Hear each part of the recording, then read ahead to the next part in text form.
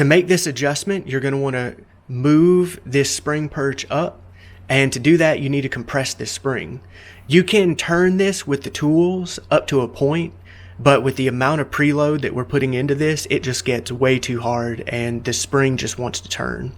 So you want to get 1, 2, 3, 4, 5 coils of the spring in the compressor and compress the crap out of it. Alright, so here's the spring compressed, and we're ready to start moving this spring perch up, just like that. So we're looking for 323 or 325 minus 92. So that'll be 233 from here to here. Alright, so we do have our distance now at about 233.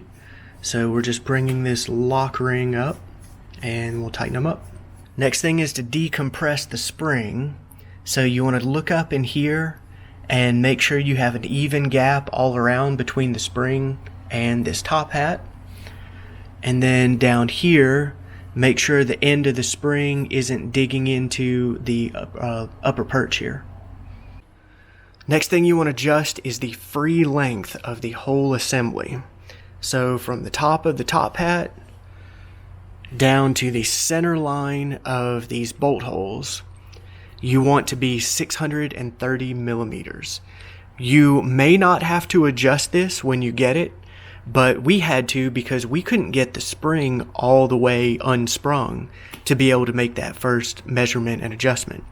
So we spun this down to make it longer, spun this perch down to get the spring undone, and now we are resetting this length. So right now we're at 670 and we want to bring it up to 630.